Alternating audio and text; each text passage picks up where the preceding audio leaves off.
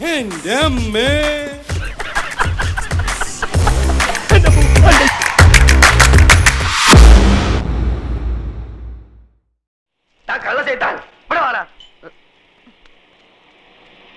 എന്താ മാമ? 78 43 കൂട്ടിയാൽ എത്രണ്ടാ? 8 3 11. പിന്നെ 7 4 11 121.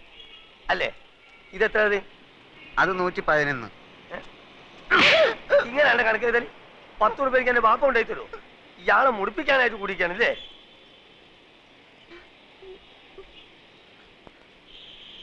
ഈ എന്താണ്ട് കുന്തം മുണിക്കമായിരിക്കണേ? അന്റെ മൂന്ന കാണാനല്ലേ എരപ്പ ആൾക്കാർ വന്നിക്കണേ? പോയി പണി കള്ള ലക്ഷണം കേട്ടോ.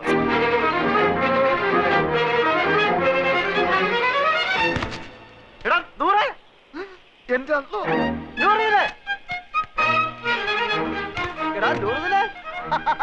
എനിക്കറിയാം നീ സ്റ്റേഷനിൽ വന്ന കാണും തിരക്കിനിടപെട്ട് വട്ടം കറക്കിണ്ടാവുന്ന. ഞാനും നിന്നെ പരിധി എവിടെ കാണാൻ? നിന്റെ ഈ മുടിഞ്ഞ കട കണ്ടുപിടിക്കാൻ ഞാൻ എവിടെയൊക്കെ അന്വേഷിച്ച് നീ നിങ്ങൾക്ക് കുടിക്കാൻ എന്ത് ജ്യൂസാ വേണ്ടിയത്? ഗ്രേപ്പ്, പൈനാപ്പിൾ, ഓറഞ്ച്, മാംഗോ, സാത്തുകുടി? ഇനി എനിക്ക് എന്തിനാടാ ജ്യൂസ്? നിന്നെ കണ്ടപ്പോ തന്നെ എല്ലാ ജ്യൂസും ഒരുമിച്ച് കുടിച്ച പോലെ ആയില്ലേ? എവിടെ നിന്റെ അർത്ഥ കൈക്ക് ഉപ്പ് തേക്കാത്ത മാമ? നിന്റെ കട കൊള്ളാമല്ലോ. നിന്റെ മാമ തട്ടിപ്പോയാല് പിന്നെ ഈ കട നിനക്കായിരിക്കും അല്ലേ?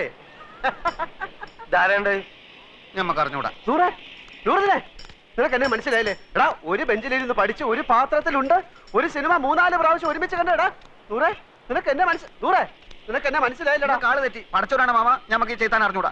അറിഞ്ഞുകൂടാത്തവനാണെങ്കിൽ എങ്ങനെയാണ് അർത്ഥം ഇപ്പൊക്കെ എന്റെ മാമ? നാട്ടുകാർ പറഞ്ഞു കൊടുത്തായിരിക്കും. അതെ ഒന്ന് വന്നാട്ടെ വരീ.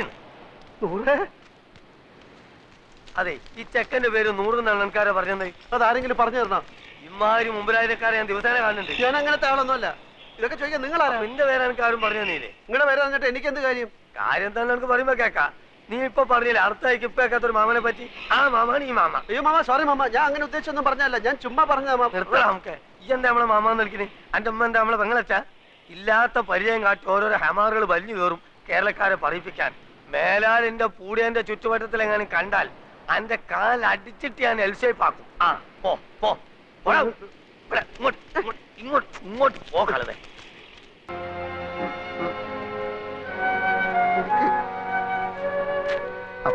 ഈ കടപ്പുറം നിന്റെ തറവാട്ട് വകയൊന്നുമല്ല. നിനക്ക് എന്നെ അറിയില്ലല്ലേടാ പൊന്നി. എടാ സ്കൂളിൽ പഠിക്കുമ്പോൾ ഞാൻ നിനക്ക് എത്ര ഐസിക്ക് വാങ്ങിച്ചു തന്നിട്ടുണ്ടോ? എടാ എല്ലാ കണക്ക് പരീക്ഷയ്ക്ക് നീ എന്റെ പേപ്പർ കോപ്പി അടിച്ചല്ലേടാ ജയിച്ചത്. എടാ 8ാം ക്ലാസ്സിൽ പഠിക്കുമ്പോൾ ഹൈമാവതിയുടെ ചോറ് കട്ട് ചെയ്യുന്നതിനെ നിന്നെ സ്കൂളിൽ സസ്പെൻഡ് ചെയ്തപ്പോൾ ഞാനല്ലേടാ കുറ്റം ഏറ്റെടുത്ത് നിന്നെ രക്ഷിച്ചത്? പറയടാ. കഴിഞ്ഞ എന്ത് കഴിഞ്ഞാന്ന് പറഞ്ഞു കഴിഞ്ഞോന്ന്? കഴിഞ്ഞെങ്കിൽ ഞമ്മക്കും ചിലത് പറയാനുണ്ട്. എനിക്ക് കേൾക്കണ്ട. എന്നാ ചെവി പൊത്തിക്കളാം. പലിശക്ക് പണം കൊടുക്കുന്ന മാമാന്റെ ആട്ടും തുപ്പ് സഹിച്ചിട്ട് നമ്മളിവിടെ കയ്യ. എന്തിന്? മൈമുനേനെ മറ്റാരും തട്ടിക്കൊണ്ടുപോകാതിരിക്കാൻ വേണ്ടി. ശമ്പളമില്ല, നല്ലൊരു ഷഡ്ഡി വാങ്ങാനുള്ള പൈസ പോലും അയാൾ തരില്ല. സഹിക്കുക. അങ്ങനെ ഇരിക്കുമ്പോൾ കഴിഞ്ഞ കൊല്ലം നാട്ടിൽ നിന്നൊരു പഹയം വന്ന് ചാടി. നമ്മളെ കോയിക്കലെ മൊയ്തൂക്കാന്റെ മോൻ ഖാലിദ് നമ്മളെ കൊണ്ടാവും പോലെ അവനെ നമ്മൾ സൽക്കരിച്ച് ഒടുക്കം മാമാന്റെ കയ്യിൽ നിന്ന് 500 റുപ്യ വാങ്ങിയിട്ടോ മുങ്ങിക്കളഞ്ഞു. അതിനുശേഷം നമ്മളെ കൂട്ടുകാരനാന്ന് പറഞ്ഞിട്ട് ആര് വന്നാലും മാമാന്റെ അടി ഞമ്മക്ക. ആ ഒറ്റ കാരണം കൊണ്ടാണ് അപ്പൊ കൂട്ട അറിയാത്ത പോലെ നമ്മൾ ആക്ട് ചെയ്തത്.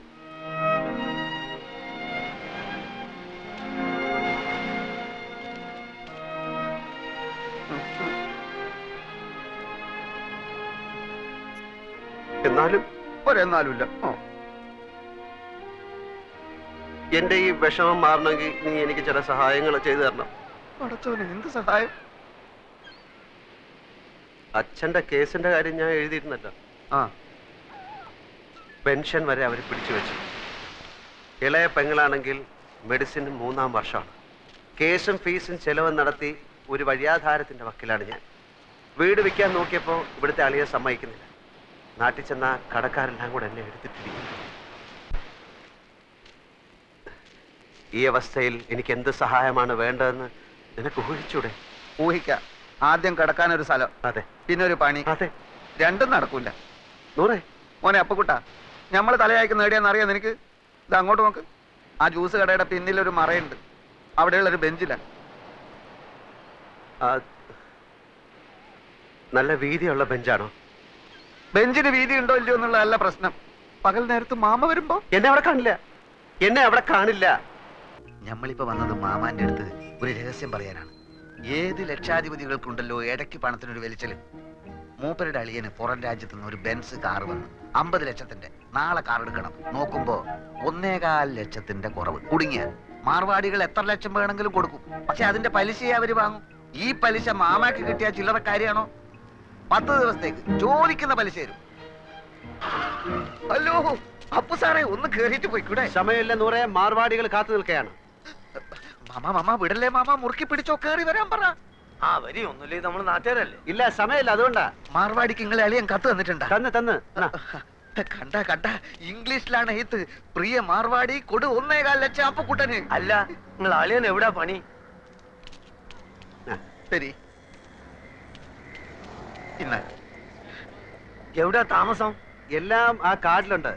എന്താ ചോദിക്ക? അല്ല ഒന്നുമില്ല, അതിപ്പം എല്ലാം തുറന്ന് പറഞ്ഞോ മാമ.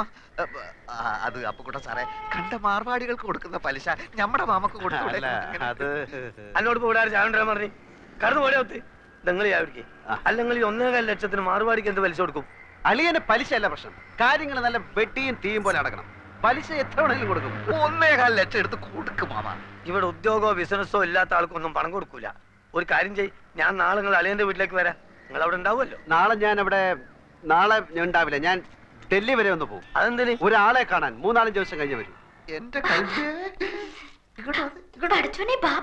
നൂറേ, എടാ നൂറേ, എന്താ മാമ? എന്റെ കൂട്ടുകാരൻ പോവാണ്. നൂറുടെ വാ. ഇല്ല, ഓൻ വരുന്നില്ല. ഓൻ ഇവിടെ പണിയുണ്ട്. നിങ്ങൾ പോയിക്കോളി. അപ്പൊ ശരി. ലേശം കാര്യം. എന്ത് കാര്യം മാമ? ഈ എന്തിനാണ് ഇപ്പൊ അർജന്റ് ആയിട്ട് അടുക്കളയിൽ പോയത്? കപ്പുണ്ടൊക്കെ? എടാ പ്രായം കഴിഞ്ഞ ഒരു പെൺകുട്ടിയില്ല അവത്ത്. എത്ര കിട്ടിയാലും പഠിക്കൂലെന്ന് വെച്ചാല്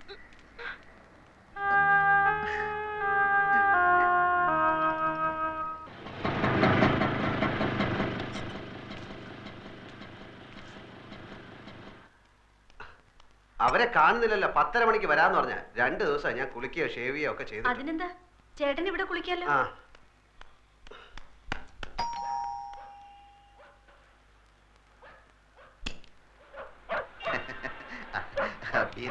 വരൂന്ന് പറഞ്ഞിരുന്നു. വരൂ വരൂ, ചേട്ടൻ ഇപ്പൊ കുളിക്കാൻ കയറിയതേ ഉള്ളൂ. ഇത്ര നേരം കാത്തിരുന്നു. ഇരിക്കൂ. രവീന്ദ്രൻ നായർ മിസ്സിസ് ആണല്ലേ? അതെ ചേട്ടാ, ദേ കാശിന്റെ ആൾക്കാർ വന്നു.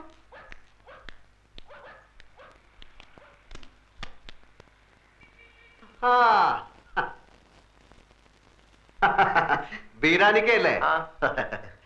ഇതാണ് ആള്.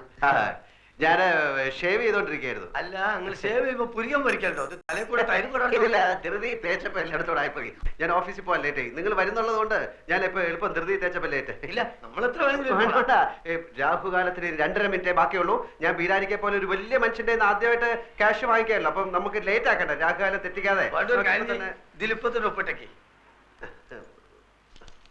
സത്യമുള്ള പൈസ ആയതുകൊണ്ട് പലിശ കുറച്ച് കൂടുന്നേ ഉള്ളൂ. സാരമില്ല, ആവശ്യക്കാരന് ഔചിത്യമില്ലല്ലോ. ഇവിടെ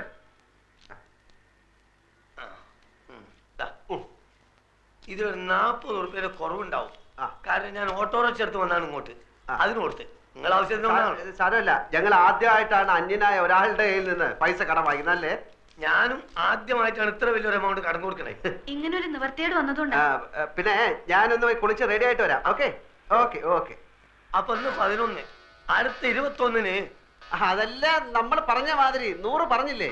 100 പറഞ്ഞു, എന്നാലും പോരല്ലോ. നമ്മൾ തമ്മിലൊന്നും ഉറപ്പിക്കണ്ടേ? ഞാൻ വാക്ക് മാറില്ല ബീരാനിക്ക, നിങ്ങൾ ധൈര്യമായിട്ട് വെക്കോളൂ. പിന്നെ നമ്മൾ പോയിട്ട് നമ്മളെ പറഞ്ഞ പോലെ.